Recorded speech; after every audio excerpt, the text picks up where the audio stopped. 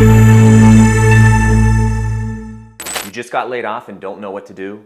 Today I'm going to share with you my top 5 steps to recover very quickly from being laid off.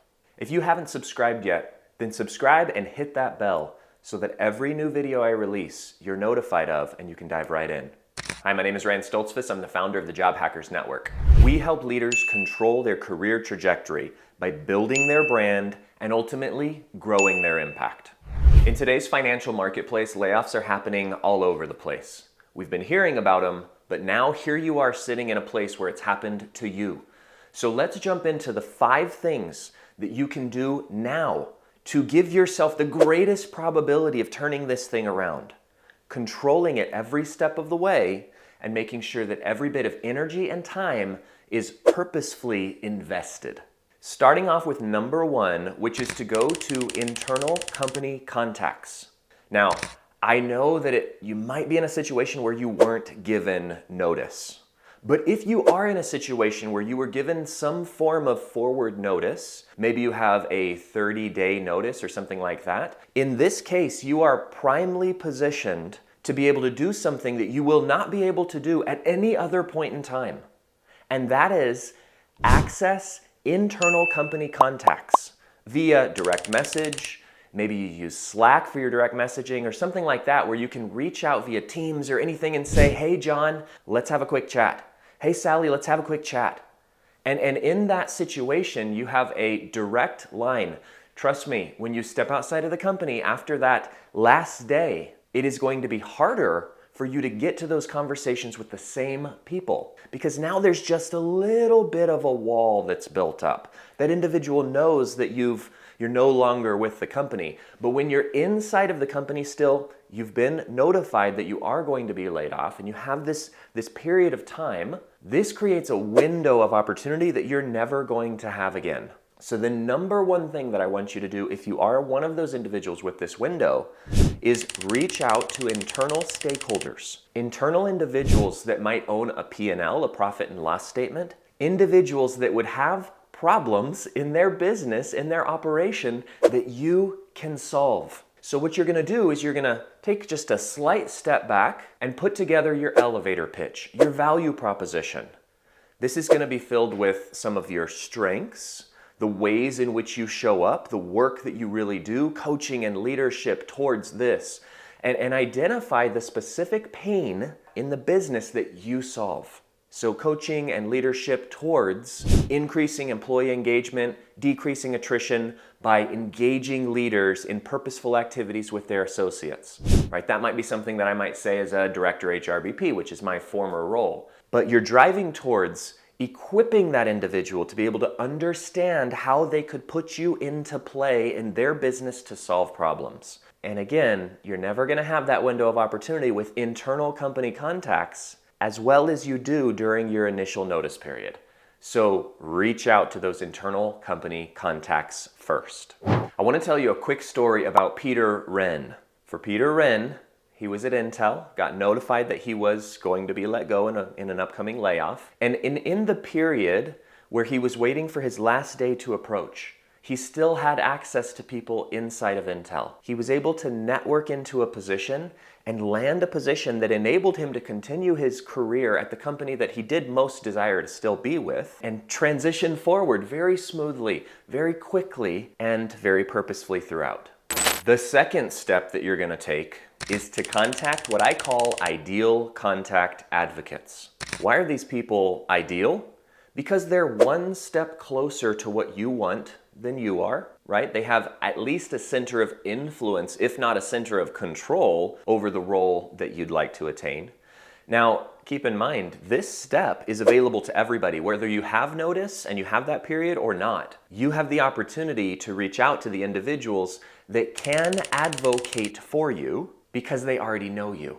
Okay, so they're ideal contact advocates. Individuals that if you come to them and you equip them with the words to be able to sell you forward, they will because they know you already. But they simply need to know how to package you, how to position you so that they also look good. They're putting their name on the line for you. And you also want to really lower the barrier to entry in this equation.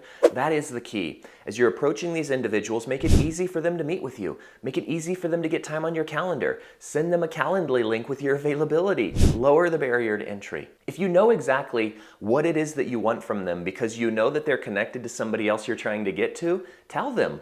Lower the barrier to entry. Tell them exactly what you're trying to accomplish and how you perceive that they can help. But here's the key. Do not just send them your resume. That is not the goal. Think about the end goal that we have in mind here. In this case, the main goal is to meet with them.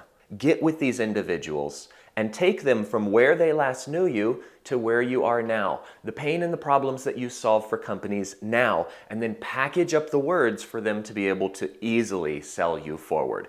This is the key to lighting up the component of your network that is going to create your network advocacy army. These people will be able to bring things directly to your doorstep. Now, one of the things that we're talking about here is that value proposition. To be able to approach these individuals, whether they're inside of your current company or your ICAs, you've got to have a clean, clear value proposition. I want to provide you a template for that. Look in the description below for a link to my template for the value proposition, and I'll also give you real-world examples of what good, solid value propositions, we might know them as an elevator pitch, what those look like so that you can equip the people that know you to advocate for you. If this video is resonating with you, if it's helping you, then please hit that like button down below so that it gets to other individuals. And then give me a comment. Answer this question down below. Have you taken the necessary and very important steps to be able to light up your network? Comment down below. As you're moving forward with your job search, let's step into number 3. And this is to speak to direct competitors. And yes, I did say speak to because the primary way you're going to get this done is via networking. Getting directly to hiring leaders via your value proposition, via networking outreach, via the people that you already know. But sit down, make a list. Who are the direct competitors of your organization? Now, when you're inside of a company, you can't go after the direct competitors. There's different things that you might infringe upon. You could raise red flags. You could potentially get in some trouble. But when you've been laid off, I'm sorry, but at that point, the cat's out of the bag. And so in this situation, you have the absolute ability with no restriction to go after competitors. Okay, so these are the individuals that are going to have the exact same jobs. They're going to have the exact same pain points that you solved already. And transitioning from one title to the exact same title, lateral, from one competitor to another within that same industrial group, wow, that is the quickest and most efficient way to make a transition after your layoff. So you got to get them down on paper. Sit down, talk to ChatGPT, get that list of the direct competitors. And figure out who even the next layer of peripheral competitors are. And then go after those folks hard so that you're getting to the networking table, having the conversations about the pain you've already solved, right? Getting back to the value proposition. Because that is also based on the life cycle of where the organization is at. If they're one step behind where your organization was, then they're facing the exact same pain points that you just solved. And so from that perspective, you have a very strong delivery that can oftentimes lead to some pretty healthy pay increases, especially when you're going right to the source. Because the one with the problem inside of their P&L, they're going to be looking at that P&L and saying, what is this problem worth to me? And sometimes that's much different than what you are actually being paid. That is what I call true market value. The value of the pain that you solve inside somebody's business. So go to those direct competitors because this is absolutely a way to very quickly and efficiently light up your job search after this layoff. I want to tell you a quick story about Sarah Gibson. So Sarah Gibson, you can see up here, has had very good results with my program, the Job Hackers Method. And her situation was she was with Microsoft, then Unity. She got laid off by Unity. And at that stage, boom, we get right to work. To go out there, network, go to competitors, go to the individuals that she already knows, her ICAs. She was able to land a role at Autodesk where she was able to get a very hefty pay increase. Why? Because of the value of the pain that she was able to solve. And in that process, she moved from a senior engineering manager as well up to a director of engineering, a transition that she was really wanting to make. And after a layoff, she was able to make that transition. If you need a little bit of help with this, I've got a quick training for you. Check out this video. Are you ready to start or optimize your job search process? Do you feel stuck and need help connecting the dots? Join this free web class where you'll learn the step-by-step formula to control your career progression. We've helped hundreds of experienced engineering and operations leaders just like you to build their brand and grow their impact. Register for this exclusive training today to step into the driver's seat of your career. The fourth thing that we're gonna do as we're jumping back into this job search and really trying to execute effectively is thinking about peripheral companies. So the companies that are not direct competitors, but there's some connection into your industry, to the organization that you work with. So these would likely be suppliers. They might even be individuals that are, if it's B2B, that are direct clients of the organization that you serve. Now, be aware of any contractual obligations that you may have, right? If you have a non-compete of any sort, then you have to honor that. But at the same time, most people don't have non-competes. And non-competes are also becoming not as protected, right? There are some states that are going after abolishing non-competes as a whole. Okay, so now we're in this situation where we're looking at the world of the business that we serve in and who we serve in that business. Because again, they're gonna know from a name recognition perspective, they're gonna know the company that you're gonna work with. And they know that you know the tech stack and that you know the players and you know how to get work done in that environment. Okay, so look at those, because what you're trying to do in this networking process is equip somebody to see you in their world solving a problem. You're also trying to decrease risk. You are a risk mitigator in the job search process. And where you're going out and saying, okay, well, they would already know this about me, there's gonna be less risk.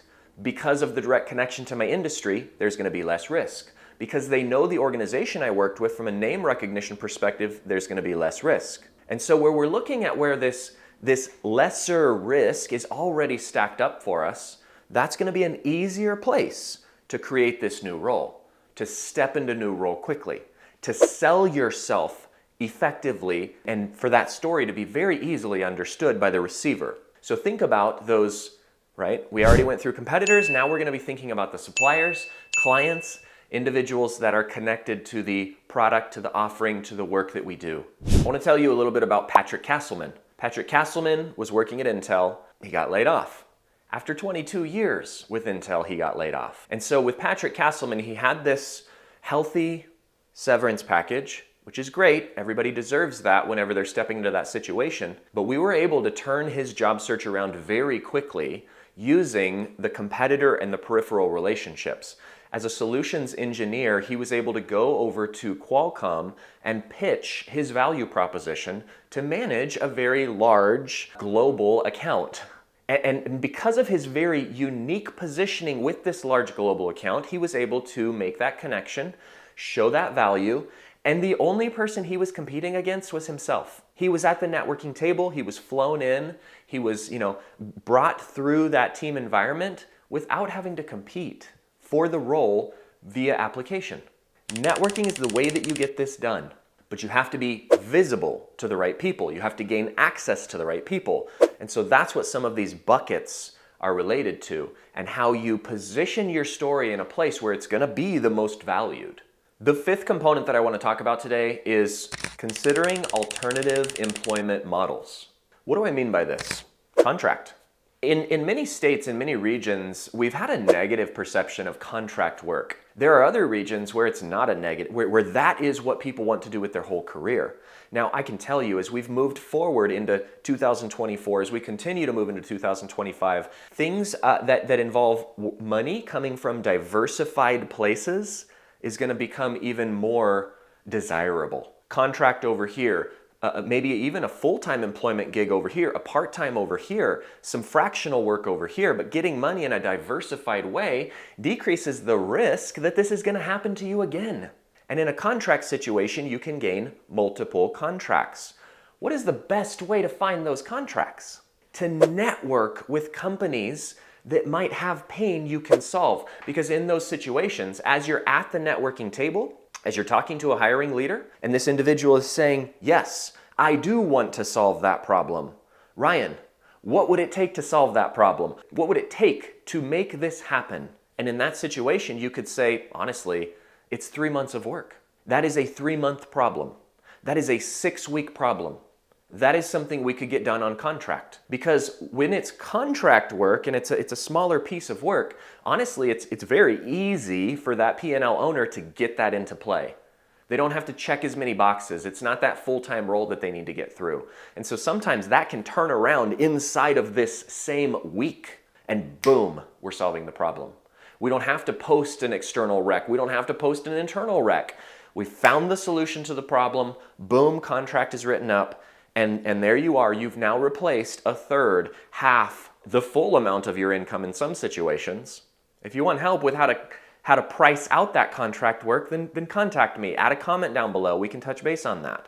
But I want you to think about alternative ways that you can gain pieces of employment, because sometimes those pieces will add up to more than the original whole. I want to tell you a story about Marius. Marius is an example of an individual. He was with AWS, but he was able to take pieces and add them together in his job search while still continuing to go after his ultimate end job search goal, right? So following his layoff, he was able to go after via networking conversations and grab 3 pieces of work that ended up together being more than his original paycheck at AWS. But he continued to go after his one highest target company to network effectively. He had multiple networking meetings with that company and ultimately was able to secure a very healthy compensation package that was much more than his original AWS package where he got laid off. When you're in the right place, having networking conversations with the right people, the people that have the pain that you can solve, then you can be a little bit creative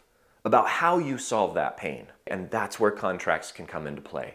That's our number 5, to be thinking about alternative employment models as you're going through this process, and have an open mind. If you want to optimize every component of this job search process while maintaining control throughout, then I want to talk to you about my job search program, the Job Hackers Method. You are going to find a direct link to my calendar in the description below to set up a one-on-one. Now, don't do this frivolously. In a one-on-one setting, what we're going to do there is soundboard about your job search process. And if you value that opportunity to go back and forth and hear what, from a macro lens perspective, what's happening in the broader marketplace, but then have it applied to a high-level, direct, customized strategy for you, then that's what we'll do in that conversation. But again, only if you are looking for help in this process and you're that type of person who wants process to not waste time and energy and effort, but to go straight at and have the conversations that you should be having consistently while selling yourself in the most effective manner. Now be sure to watch one of these videos next to continue to build your brand and grow your impact. And I will see you in the next one. Have a great day.